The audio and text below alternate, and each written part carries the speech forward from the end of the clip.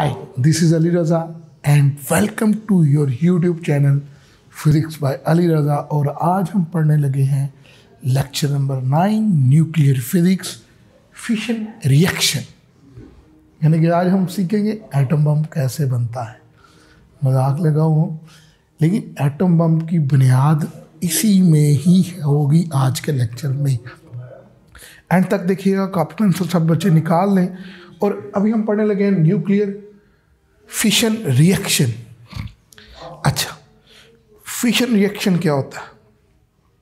एक ऐसा रिएक्शन, ठीक है, जिसके अंदर बच्चे एक हैवी न्यूक्लियस टूट के दो equal size approximately equal size nuclear में क्या होते हैं, कन्वर्ट होते हैं। ठीक है, इस रिएक्शन को हम लोग क्या कहते हैं? This reaction is called nuclear reaction. ये एक प्योरली न्यूक्लियर फिनोमेना होता है। प्योरली न्यूक्लियर फिनोमेना ये है कि न्यूक्लियस जो है एटॉमिक नंबर चेंज होता है। न्यूक्लियस के अंदर नंबर ऑफ प्रोटॉन क्या हो जाते हैं, चेंज हो जाते हैं। ठीक है, और इससे इतनी ज़्यादा एनर्जी क्या है, हासिल होती है। ठीक है, तो हम प्रॉपर डेफिनेशन ये कर सकते हैं कि एक हैवी न्यूक्लियस टूट के दो अप्रॉक्सीमेटली इक्वल न्यूक्लियस में क्या हो जाता है, कन्वर्ट हो जाता है। ठीक है, और इससे क्या होता है कि एनर्जी हासिल होती है, लार्ज अमाउंट ऑफ एनर्जी। ठीक है, मतलब जो 1 ग्राम की 24 टाइम्स कम पार्ट से भी में भी जो एनर्जी निकलेगी वो round about 200 mega electron volt होगी। ठीक है, यानी कि 1 ग्राम के 10⁻24 पार्ट में से भी जो यूरेनियम एटम होगा, ठीक है, उससे जो एनर्जी, यूरेनियम एटम जो सिंगल होता है वो 10⁻⁻, जो 1 ग्राम का 10⁻⁻24 वहाँ हिस्सा जो है, उसमें से भी जो एनर्जी निकलेगी वो कितनी होगी, वो ठीक है, वो 200 मेगा इलेक्ट्रॉन वोल्ट की क्या होगी, इक्वल होगी। तो स्टार्ट करते हैं अपना लेक्चर। ठीक है, अच्छा जी, सच a reaction in which, definition देखें। ठीक है, सबसे पहले such a reaction in which a heavy nucleus broken into, ठीक है, broken into, ठीक है, अप्रॉक्सीमेटली के स्पेलिंग ज़रा देख लीजिएगा। ठीक है, broken into approximately equal in size, broken into, ठीक है, broken into approximately 2 equal size of nuclei। ठीक है, इक्वल साइज ऑफ न्यूक्लियाई में क्या होता है, टूट जाता है, एंड लार्ज अमाउंट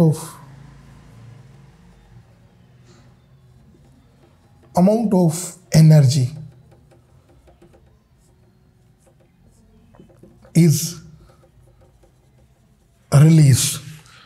तो क्या हुआ रिएक्शन कि एक हैवी न्यूक्लियर, ठीक है, एक हैवी न्यूक्लियर दो इक्वल साइज के न्यूक्लियर में क्या होता है, ब्रेक होता है।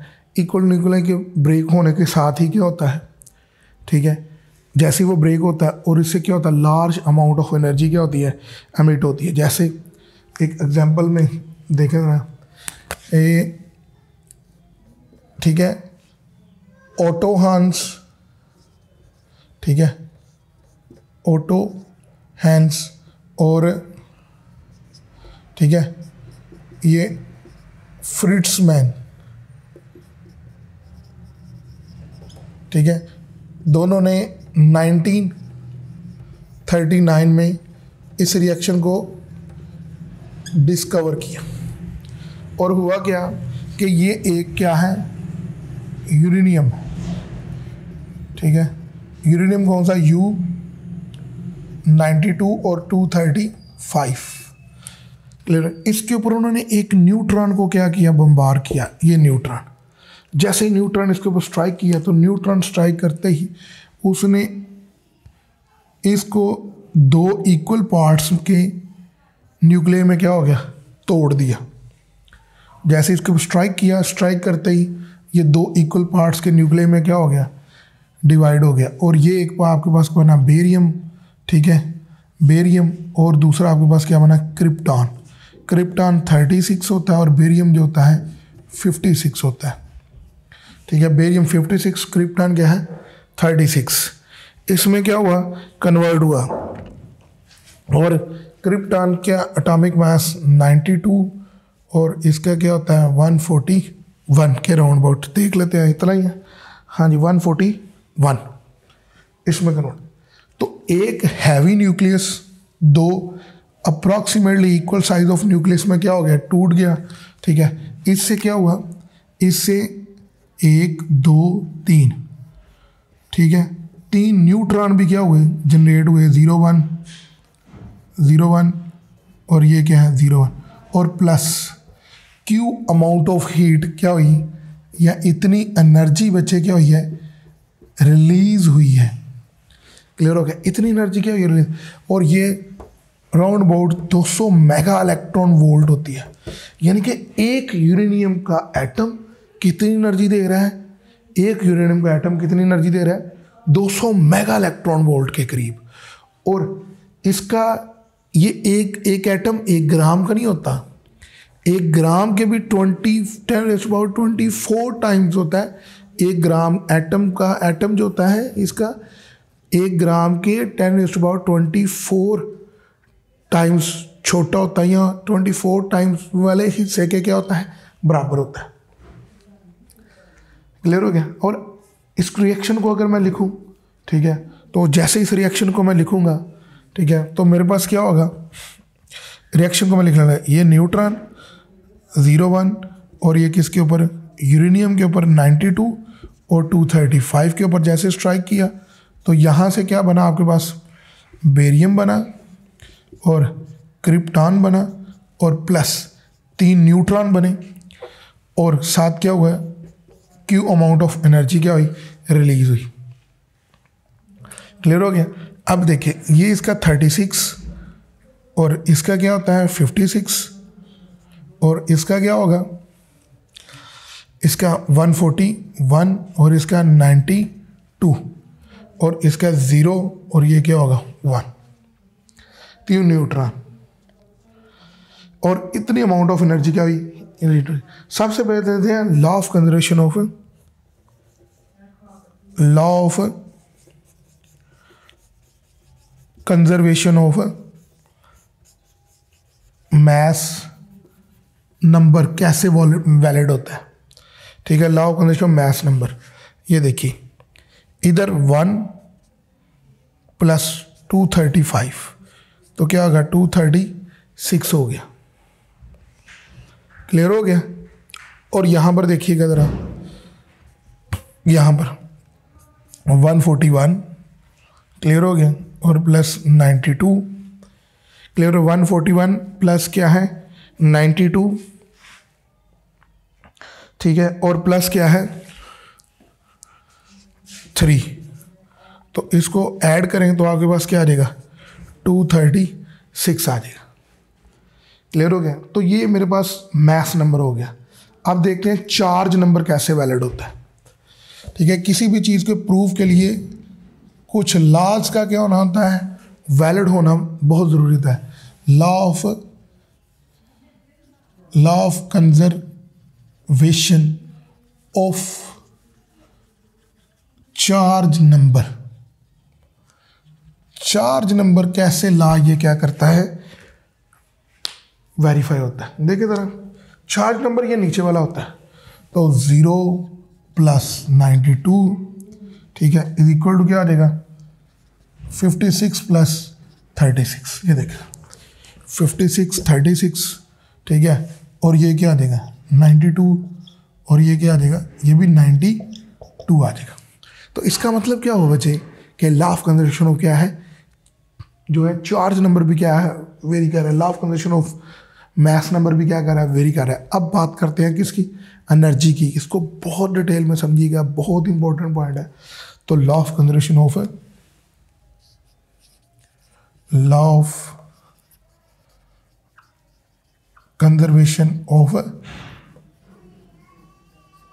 Energy, law of conservation of energy. देखिएगा जरा आप, हमारे पास क्या है बच्चे, एक न्यूट्रॉन किसके ऊपर, यूरेनियम 92-235 के ऊपर स्ट्राइक किया और इससे क्या बना, बेरियम।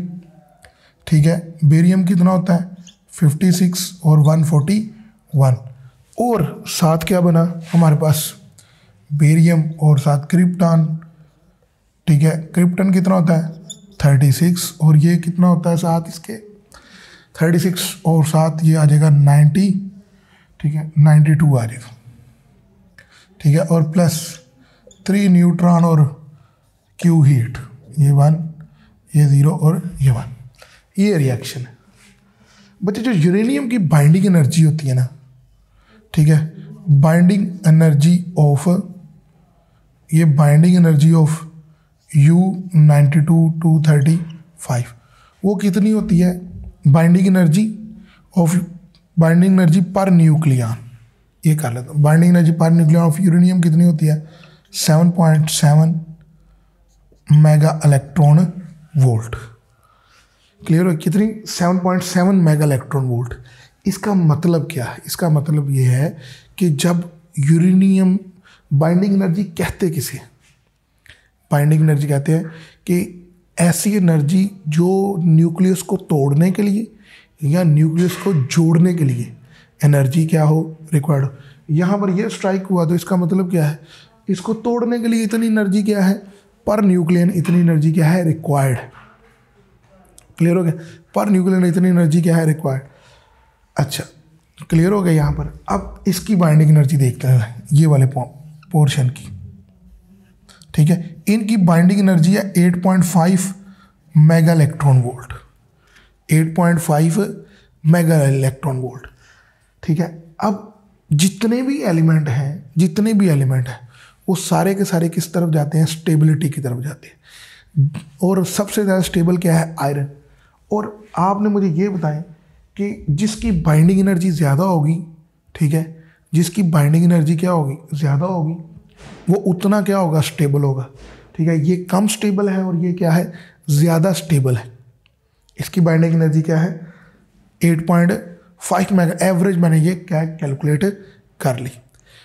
ये बाइंडिंग एनर्जी पर न्यूक्लियन है। ठीक है, बाइंडिंग एनर्जी, ठीक है, पर न्यूक्लियन ए से ये 8.5। अब यहाँ से देखें, इसकी एनर्जी कम है, इसकी एनर्जी क्या है, ज़्यादा। ठीक है, तो इसमें तो एनर्जी मिसिंग आ गई, एनर्जी क्या आ गई, मिसिंग आ गई। अब यहाँ से देखिए, ये जो एनर्जी मिसिंग है ना, इसका पॉइंट देख लेना। जैसे ही ये इसके ऊपर स्ट्राइक किया, इसको तोड़ने में कितनी 7.7 मेगा इलेक्ट्रॉन वोल्ट पर न्यूक्लियर एनर्जी क्या हुई है। ठीक है, या रिलीज हुई या रिक्वायर है, ऐसे कर लें। ठीक है, और 8.5 मेगा इलेक्ट्रॉन वोल्ट कब, जब ये दोनों ने बने। इसकी फॉर्मेशन में इतनी एनर्जी रिक्वायर्ड है, इसकी फॉर्मेशन में 8.5 मेगा इलेक्ट्रॉन वोल्ट एनर्जी क्या है, रिक्वायर है। ठीक है, तो बच्चे देखें जरा, दोनों का डिफरेंस निकाल लें तो दोनों का डिफरेंस जो आएगा, ठीक है, ये राउंड बोर्ड जो होता है ये 7 भी होती है और 7.6 भी होती है। ठीक है, तो जब दोनों का डिफरेंस निकालेंगे, इसका मतलब एनर्जी का क्या आ गया है, गैप आ गया। इसकी और इसकी क्या है, सेम नहीं। ठीक है, तो ये एनर्जी क्या है, फॉर्मेशन ऑफ द यूरेनियम इतनी एनर्जी रिक्वायर्ड है, और फॉर्मेशन ऑफ द क्या है, फॉर्मेशन ऑफ द क्या है, क्रिप्टॉन और बेरियम में इतनी एनर्जी क्या है, रिक्वायर्ड है। ठीक है, तो एनर्जी का जो गैप आया है वो ये वाली एनर्जी क्या है। ठीक है, आपको पता है जब न्यूक्लियस फॉर्म होता है, ठीक है, तो उसको जोड़ने के लिए एनर्जी चाहिए होती है, या वही एनर्जी वो क्या करने के लिए उस टाइम या वो रिक्वायर्ड हो सकती है, या वो क्या कर सकता है, रिलीज कर सकता है। तो जब ये दोनों ठीक है, मतलब इसको मैं डिटेल में, जब ये जुड़ा था तो इतनी एनर्जी, ठीक है, जब ये जुड़े तो इतनी एनर्जी, तो इसका मतलब एनर्जी का क्या आ गया है, गैप आ गया है, डिफरेंस आ गया है। वो डिफरेंस कितना आया है, ठीक है, वो डिफरेंस ये आया है कि 8.5 माइनस 7.6 0.9, ठीक है, 0.9 mega electron volt per nucleon में क्या आ रहा है, डिफरेंस आ रहा है, ठीक है। वो डिफरेंस, जो ये वाला डिफरेंस है, वो जब ये दोनों क्या हो रहे हैं, फॉर्म हो रहे हैं, उस वक्त ये एनर्जी क्या कर रहा है, इतनी एनर्जी रिलीज कर रहा है। तो मैं इसको ऐसे कर सकता हूँ, जब न्यूक्लियस ने टूट कर ये दोनों क्या किए हैं, फॉर्म किए, तो उस वक्त उसने इतनी एनर्जी क्या की है, रिलीज की है, ठीक है। ये एनर्जी, ठीक है, इधर पुट करें, इन दोनों की एनर्जी पुट करें और ये निकाले, तो दोनों की बाइंडिंग एनर्जी लेफ्ट साइड की और राइट साइड की क्या आ जाएगी, एक दूसरे के क्या आएगी, इक्वल आएगी। अच्छा देखते हैं ज़रा, ठीक है, देखें ना, ये रिलीज हो रही, इसके अंदर ऐड करें, माइनस करें, ठीक है, तो इधर भी 7.6 आ जाएगा, इधर पहले ही क्या है, 7.6 है, ठीक है। तो ये एनर्जी क्या है, रिलीज हुई है, कितनी एनर्जी, ये क्या है, पर न्यूक्लियन। और एक यूरेनियम के लिए, फॉर 1 यूरेनियम 92-235 एटम, एक यूरेनियम के लिए कितनी होगी, एक यूरेनियम के लिए, ठीक है, तो यूरेनियम में कितने 235 होते हैं, मल्टीप्लाई इतने न्यूक्लियन होते हैं 0.9, ठीक है, और ये 211, बाज़ जगह पर 216 इतनी है, ठीक है।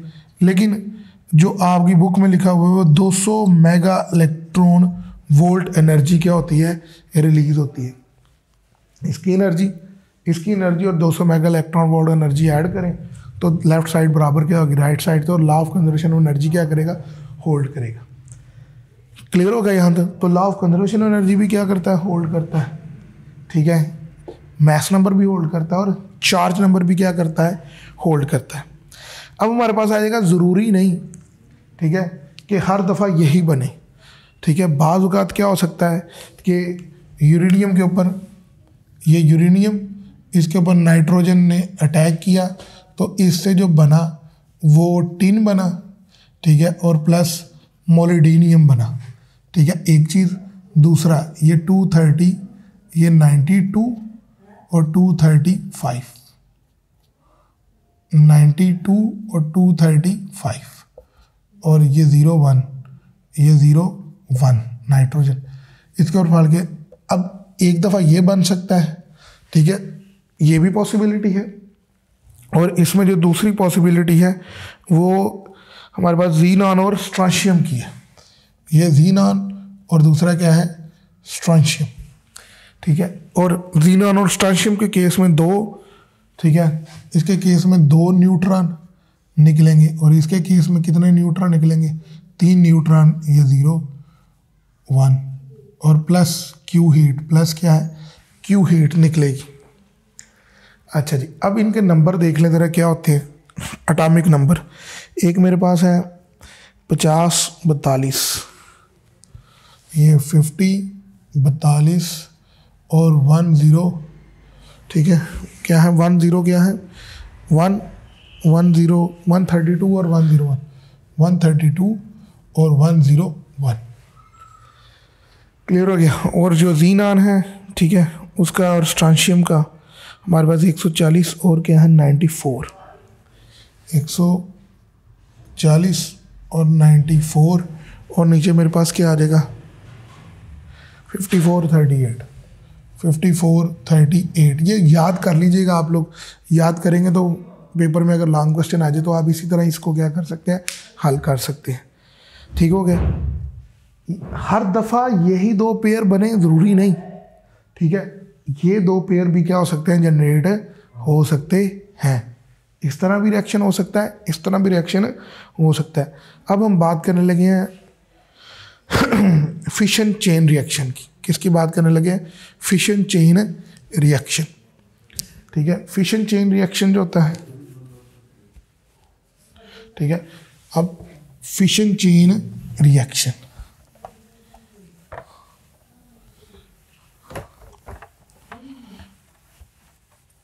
ये जो यहाँ पर जो तीन न्यूट्रॉन बच रहे हैं ना, दो दो, ठीक है। अब इनका पर्पस मैं बताने लगा हूँ। इसको कहते हैं फिशन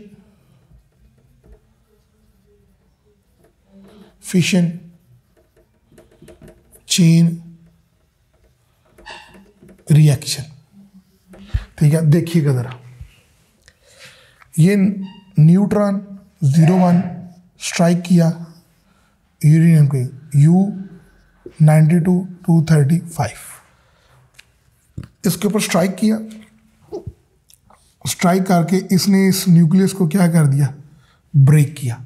जैसे इसने ब्रेक किया और यहाँ पर मेरे पास क्या आ जाएगा, बेरियम, और क्या आ जाएगा, क्रिप्टॉन, ठीक है। बेरियम का क्या होता है आपके पास, ऑब्वियसली 56 और पर 141, और क्रिप्टॉन का क्या होता है 92 और 36। देख लीजिएगा ज़रा, इधर एरर भी आ सकती है, ठीक है। इनके नंबर में रट्टा है तो रट्टा लगता नहीं है, ठीक है। इससे क्या होता है, 3, ठीक है, ये 3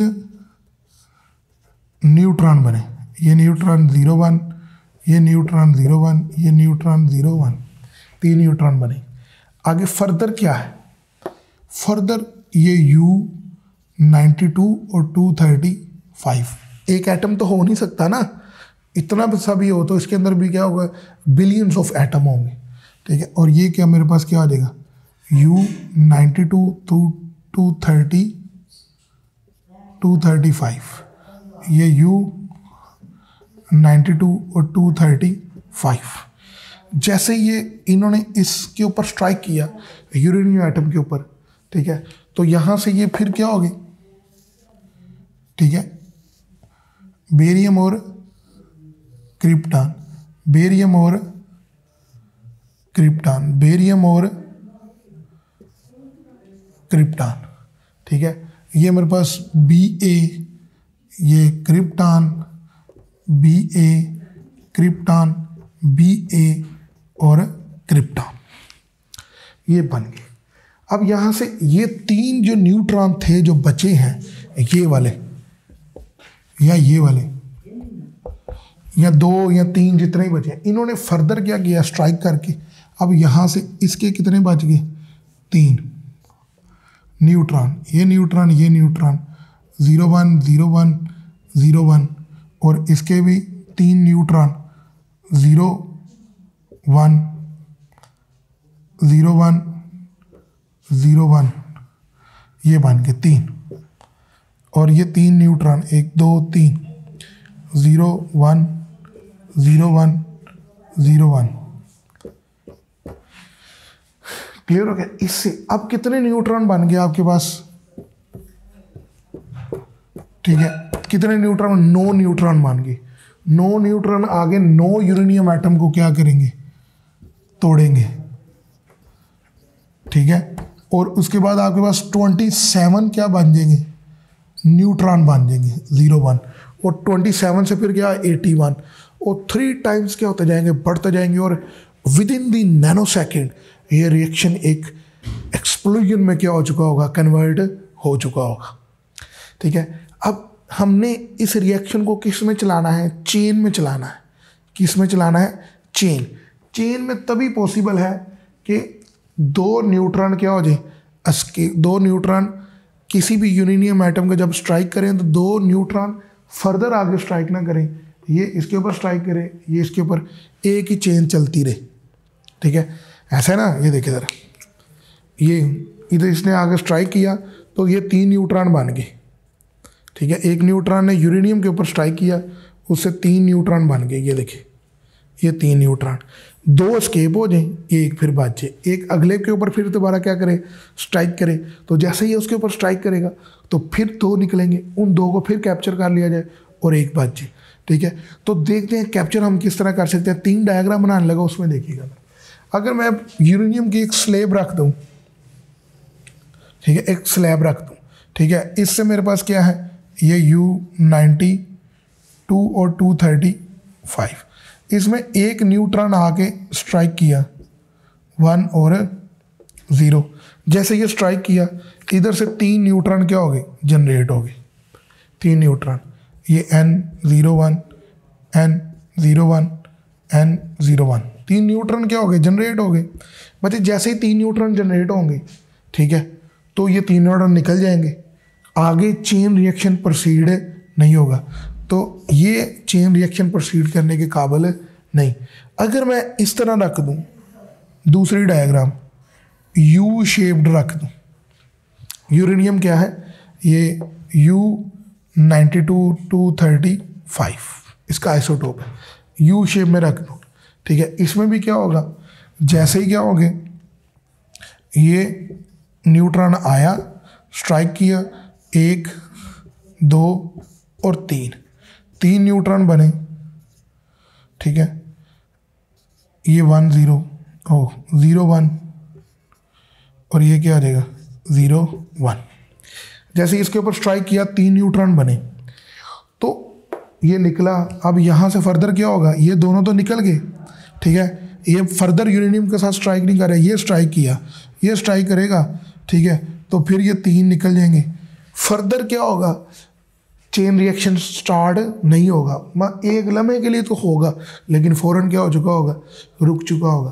तो लिहाजा ये वाला भी प्रोसेस जो होता है वो चेन रिएक्शन को चलाने के काबिल नहीं।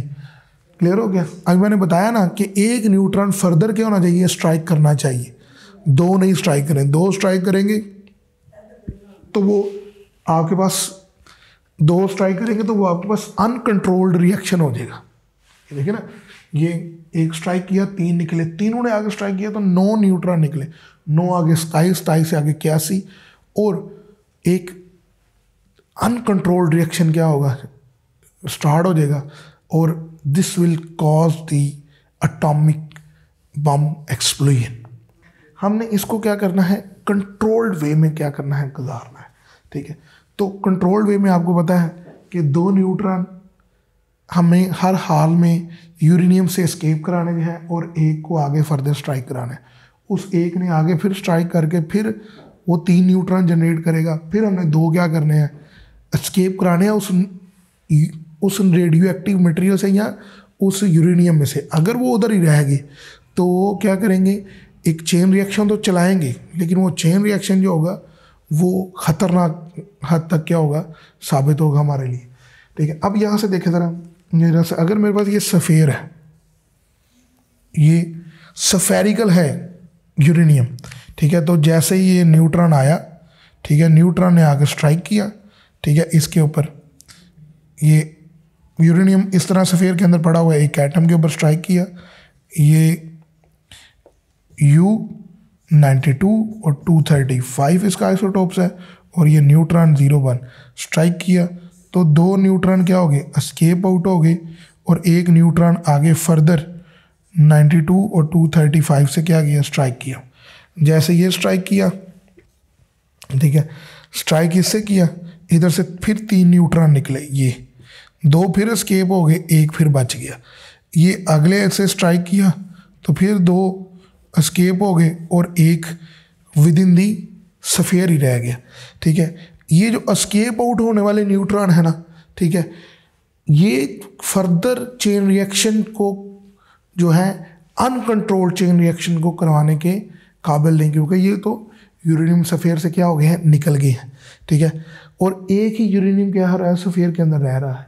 तो इस तरह हम लोग क्या कर सकते हैं, एक न्यूट्रॉन स्ट्राइक किया, उसने 3 न्यूट्रॉन जनरेट किया, दोनों को हमने उस यूरेनियम एटम से या यूरेनियम के जो सफ़ेयर है उसके एस्केप करवाया, ताकि वो फर्दर यूरेनियम एटम से टकराए ना। अगर वो टकराएंगे तो क्या होगा कि वो चेन रिएक्शन तो चलेगा, लेकिन वो अनकंट्रोल्ड में कन्वर्ट हो जाएगा, और अनकंट्रोल्ड जो चेन रिएक्शन होता है वो एटम बम के अंदर होता है। इससे हम एनर्जी हासिल नहीं कर सकते। हमारा जितना भी न्यूक्लियर, ठीक है, प्रोग्राम है वो सारा पीसफुल प्रोसेस के लिए होता है।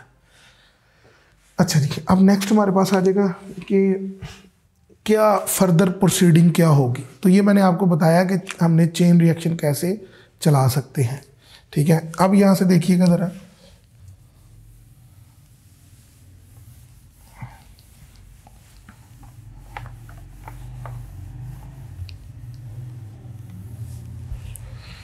अब यहाँ से देखिए हमारे पास क्या है, ठीक है। क्रिटिकल मास, ठीक है, एक पॉइंट बताने लगा हूं, क्रिटिकल मास, ठीक है। The minimum amount of mass, critical mass किसे कहते हैं? क्रिटिकल मास एक ऐसा मास जो चेन रिएक्शन को चलाने के लिए क्या होता है, रिक्वायर्ड होता है। कम से कम मास जो चेन रिएक्शन को चलाने के लिए रिक्वायर्ड होता है उसको हम लोग क्या कहते हैं? क्रिटिकल मास कहते हैं। The minimum mass of a uranium, ठीक है, can sustain a chain reaction. The minimum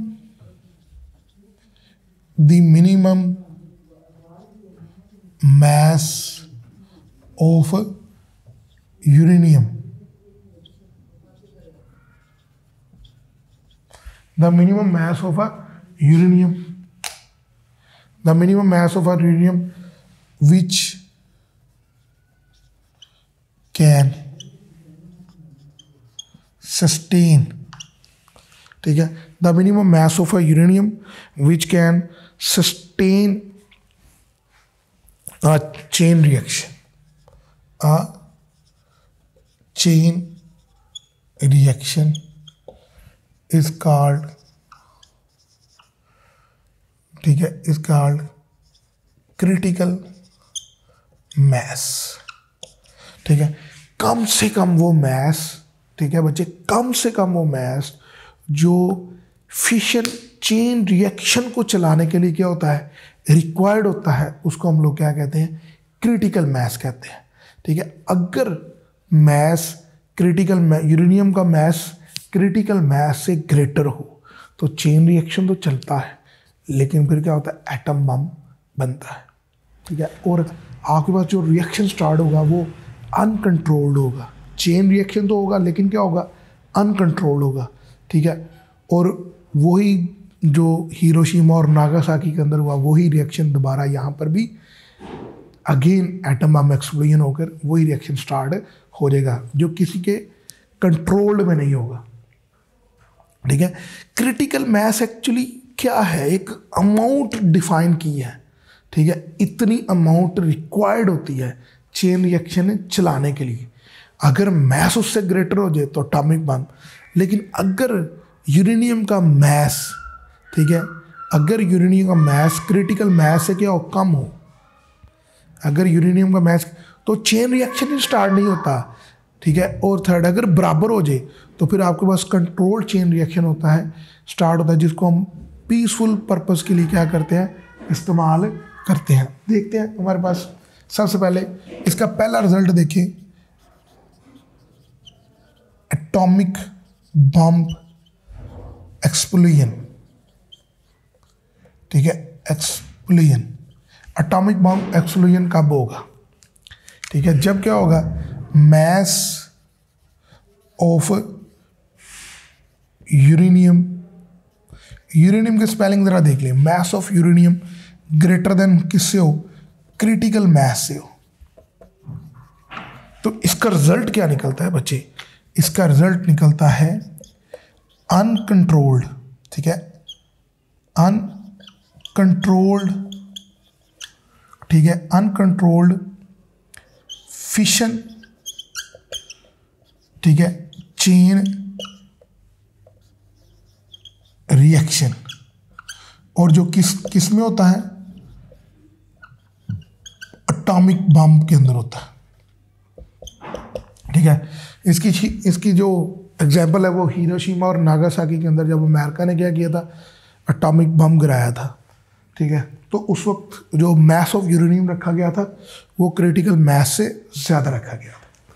अच्छा, पहला रिजल्ट देख लिया आप लोगों ने, ठीक है। दूसरा रिजल्ट देखिए, ठीक है, दूसरा रिजल्ट, ठीक है। दूसरा रिजल्ट क्या है? मास ऑफ यूरेनियम, ठीक है, वो लेस देन हो किससे?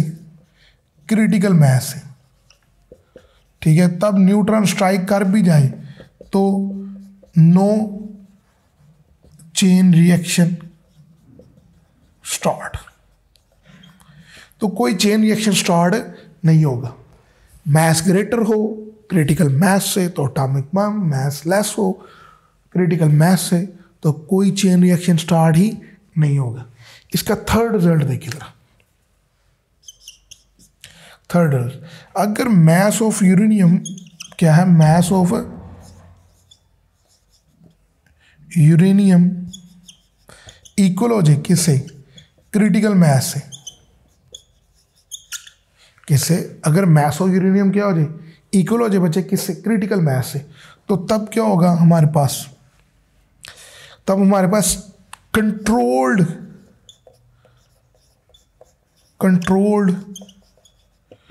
चेन रिएक्शन स्टार्ट होगा। ठीक है, controlled chain fission reaction start होगा। ठीक है, जिसको हम लोग क्या करते हैं, पीसफुल पर्पस के लिए यूज करते हैं। पीसफुल पर्पस क्या है, हमारे पास जो है एटॉमिक पावर प्लांट, इसको हमने atomic nuclear power plant. Nuclear power plant क्या करता है, एनर्जी रिसोर्सेज के तौर पे यूज होता है। ठीक है, हमारा मुल्क जो है एनर्जी क्राइसिस का शिकार है। बिजली वगैरह आजकल आपको पता है 2-3 दिन में ऐसी लोड शेडिंग हुई है कि लग पता गया। ठीक है, तो हमारा मुल्क इस चीज़ की क्राइसिस का शिकार है, तो हम अपनी एनर्जी वाटर के ऊपर, इलेक्ट्रिसिटी वाटर से बनाते हैं। तो हम अगर हम ये वाला reaction mass of uranium critical mass के को रख के कंट्रोल रिएक्शन चलाएं, ठीक है, तो इससे हम इतनी ज़्यादा एनर्जी हासिल कर सकते हैं कि कभी भी हमारे यहाँ लोड शेडिंग ही ना हो। Clear, I hope so that आप लोगों को मेरा लेक्चर पसंद आएगा। अगर पसंद आया तो काइंडली लाइक करें, शेयर करें और सब्सक्राइब